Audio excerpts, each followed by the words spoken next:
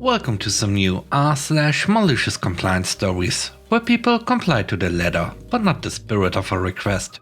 I hope you had a great day. The first story is called, They Have to Be Useful. In the late 90s, I volunteered at a small private school. They had little money for extras like computers, or computer teachers. I don't know much about computers, but I knew how to plug them in and I know how to put one together, if you gave me all the parts. So naturally, I got asked to be the director of the computer lab. It had two very old computers, and naturally it was a volunteer job. I had very little money and a lot of time. They knew that I wanted a job. They told me that after I built it up, they would put a salary in the budget. I taught classes the difference between the components, some file structure, some basic, some DOS, and how rebooting your computer usually solves whatever problems you have. The thing is, the director of the school hated fundraising. So my salary never got added to the budget, and the director often kept himself busy doing other things. Useless things. One sunny morning he finds me and tells me to wish him luck. If today goes fine, we are going to have a huge computer lab. He comes back from his meeting with a huge smile. I did it. I convinced the bank to donate to us their old computers. Okay, great. Now I have to set up and maintain 50 new, for us, computers. I can't wait. The computers got delivered the next week. They were all terminals, naturally, as these were bank computers. I had no idea how to get them running. They didn't have hard drives or operating systems. The keyboard and mouse ports were different. They were not a standard PS2 at the time. I think they somehow connected to a server, which did not get donated. Their monitors only did text, no graphics. They were useless to us. We needed something to run America Online, Encarta, maybe SimCity. You know, educational stuff. I had no idea how to get these to work. I tried asking the director, telling him that the 50 computers were useless. He got super annoyed. I'm sure they can be helpful in some way. They must be worth something. Figure it out, because if you can't, we're going to have to throw them away. He thought he was threatening me. He did not think I'd throw out 50 computers. After all, he worked hard to get them. I did not hesitate at all. During my next class, I had screwdrivers for everyone. We disassembled everything. If it had a screw, we unscrewed it. The class figured out what each piece was, and then the class activity was to take the pieces to the dumpster. By the end of the day, there was nothing left. The next day, the director asked me where the computers were. Oh, you were right. They were very useful. The students took them apart, learned all about the different components, and then threw them out. Just like you said we should. His face turned all sorts of colors and he stormed out. What I didn't tell him is that I saved the RAM from the garbage. I mean, after all, it was in the garbage, right? I sold them on the online classifieds. Remember Yahoo classifieds? For $20 a piece. There were 2 in each computer, so I got $2,000. I guess they were useful after all. The next story is called Time's Up.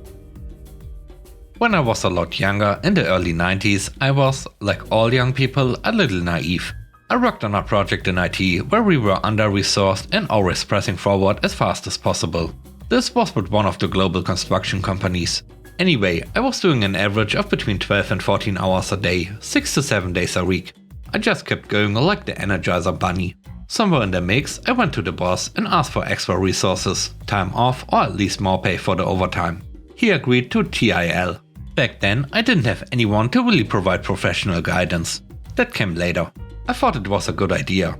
However, I have always been a relatively early adopter of technology and I had a brick phone. Time in lieu was pointless.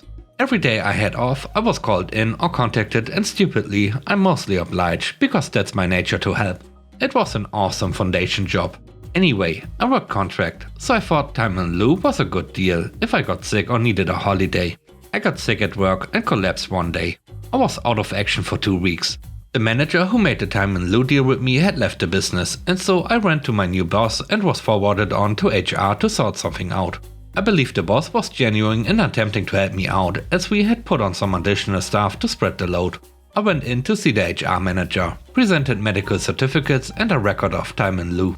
It was documenting nearly 12 weeks owing. Big life lesson here. I made a request for the break to extend out 4 weeks to assist with recovery, as I was still quite unwell. He looked me in the eyes and told me that nobody takes holidays in, and nobody is going to honor my time in lieu request or hours in spite of any previous deals with the company. The lesson here, I believe, should have been to go directly back to the boss and escalate the situation. I pretty much gave my notice on the spot, quite upset at what I was being told. I had to come back to work immediately or starve, because they were not paying. This was on a Monday. I gave them to Friday closing time. On Friday afternoon I was doing the rounds saying goodbye to everyone. I later learned no one knew why I left. The HR manager tapped me on the shoulder at around 4:40 to give over a computer issue he was having, quickly before I leave. I listened patiently about the issue, sat down at his computer, ran some diagnostics and generally stalled for time, fuming at this clown. At a couple of minutes to 5, I cracked the lid of the computer and started dismantling it. At 5 on the dot, with the computer partially dismantled, I thanked him for his time. And then I told him that there was nothing I could do, as I no longer worked for them and would not get paid for my time to complete the task to resolution. He was dumbfounded. I handed him my access card and laptop and thanked him for being understanding of the position he had put me in at a deep and personal level of compromise to my health. I was quite surprised I ever got a job again after that one. It wasn't planned, it was total opportunism. It was petty. It tasted beautiful. The third story is called Above and Beyond. The original owner of the business I worked for was amazing. I'll call him Larry. He cared about every employee and realized how much we helped the company with our respective positions. He had even let me go negative on my sick time once when I was hospitalized for a week with the agreement that I would work the time back. And I did.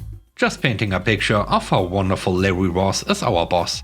Larry finally retired after 45 years of running the business and sold it to his son, who I will call Eric. Most people know how bad an idea that is, but Larry thought his son could handle it. He couldn't at first, but that's another story. Eric thought I wasn't doing enough during working hours. Office job, dealing with inventory coming into a retail store. But what he failed to realize was that, since I worked up there for 6 years and got familiar with the work, I was really efficient at the job. So much so that I had collected more responsibilities each year. Larry was one of the main people pushing for me to take on more each year, with immediate raises every time something was added. Eric didn't have the same mentality. Eric fired me for being inactive for too long during the day. So I was really active for my last 3 days with deleting everything I had created for the company. It was all above and beyond work, so since I didn't ever go above and beyond, they didn't deserve to keep it. It was things like signs for products, pictures gathered for advertising, vendor contact information.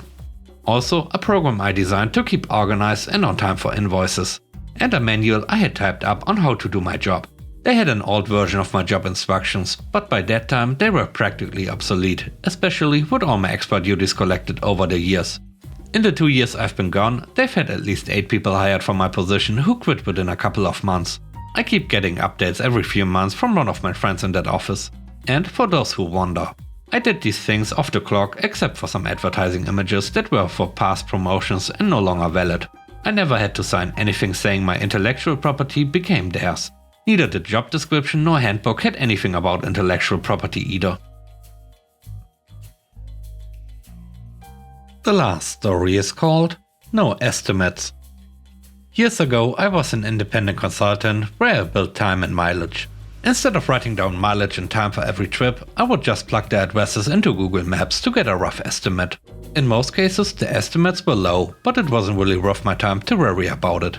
About a month into the contract, the CFO calls me about my timesheets, questioning some of my mileage/time entries. Did it really take you 30 minutes to drive from A to B?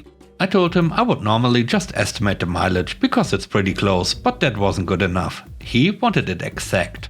Okay, fine. I started writing down mileage to the 10th and drive time to the minute. Suddenly, those 20-minute trips in Google Maps become 25 to 30-minute trips due to traffic. Some of the 30 to 45-minute trips turn into 60-minute trips. Oops, had to take a detour, that's another 5 miles.